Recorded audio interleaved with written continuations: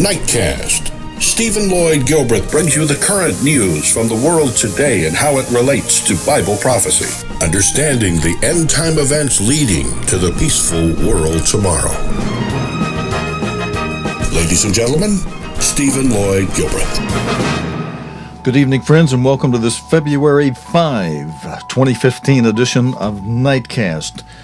For the first story tonight, we go over to the Middle East, where King Abdullah on the right has paid a visit to Safi al-Kasesbeh, the father of the murdered Jordanian pilot in the tribe's village. Jordan says its warplanes have carried out their first airstrikes on Islamic State IS targets since the militants released a video showing the killing of a captured Jordanian pilot, the son of the man you see next to the new Jordanian king, Abdullah II. On their way back, the Jordanian planes, after making this airstrike, flew over the village of pilot Moaz al-Kasesbeh.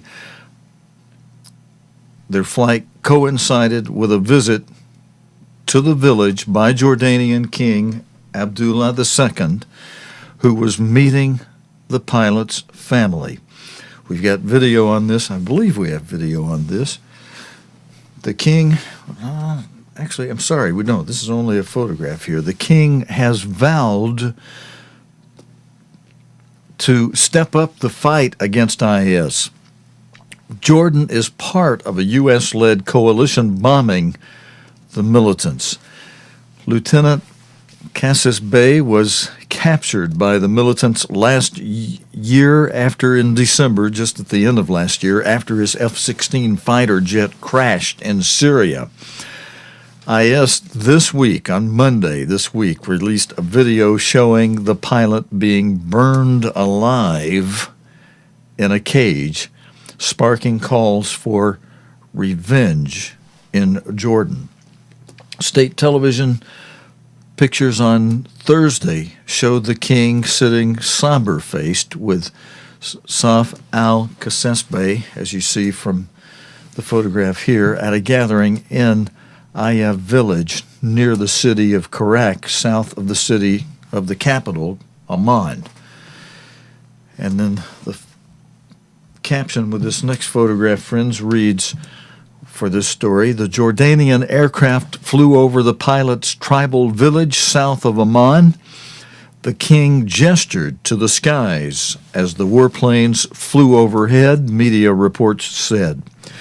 Mr. Kasesbeh told mourners that the aircraft were returning home from a raid on Syria's Raqqa, the de facto capital of the militants' self-declared caliphate, which spans territory in Iraq and Syria.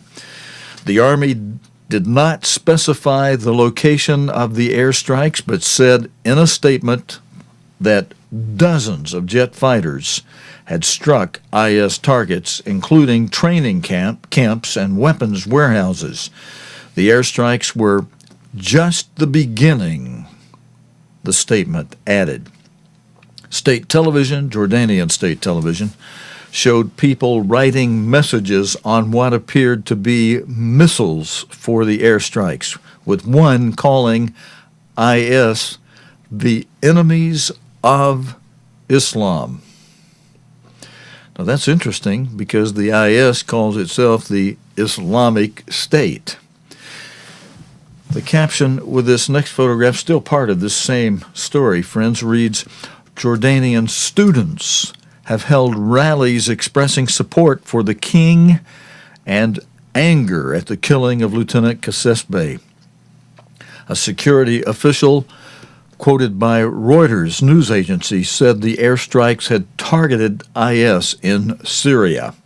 Also today, Jordan released an imprisoned jihadi cleric, Abu Mohammed al-Maqdisi, whose writings had inspired members of al-Qaeda in Iraq. Makdisi, who has previously condemned IS as a deviant organization, was detained in late 2014 for promoting jihadist views online. The reason for his release was unclear, but security sources told Reuters that Makdisi was expected to condemn the burning of the pilot. Yesterday, Jordan responded to the killing of the pilot by executing 2 convicts, including Sajida al-Rishawi, a failed female suicide bomber. We have her picture here. This caption with this photograph reads, "Failed suicide bomber Sajida al-Rishawi had been on death row in Jordan for nearly a decade." But again, they executed her yesterday as part of a reaction or revenge to the burning of the Jordanian pilot Moaz. Last week, IS had demanded the release of Rishawi in return for sparing the pilot's life. However, it's now believed that IS had in fact killed the pilot a month ago. Meanwhile, the U.S. military said that the U.S.-led coalition had conducted a total of 9 airstrikes on IS targets in Iraq and 3 on targets in Syria between yesterday and today. Those strikes hit IS units near the Syrian town of Kobane and in 7 Iraqi cities, including Fallujah, Kirkuk, and Mosul, the Combined Joint Task Force said in a statement. Earlier today, Mr. Qassesbey, the father of Moaz, praised the king and condemned the militants. And we do have some video, friends. In this video, now I can't play the audio, so I got to be sure I have that turned down because we don't have a license for this music. But this is a very well put together BBC outline, 90-second outline. We may take about 2 minutes to run it because I may pause it and just read them to you since we can't play the music. And let me read you the lead-in. It says, "You are a wise monarch," Reuters quotes. Oh, wait. That's the continuation of the news story. Let's stop and watch this 90-second video entitled, "Why Jordan's Tribal System Matters," in 90 seconds, according to the BBC. Jordanian pilot Moaz al-Qassesbey has been burned to death by Islamic State, and Jordan has executed 2 al-Qaeda prisoners in return. But the pilot's Laodicean tribe has vowed to seek more revenge.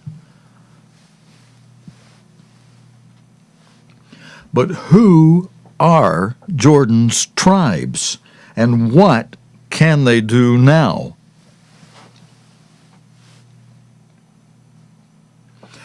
Many Jordanians belong to one of dozens of tribes and clans.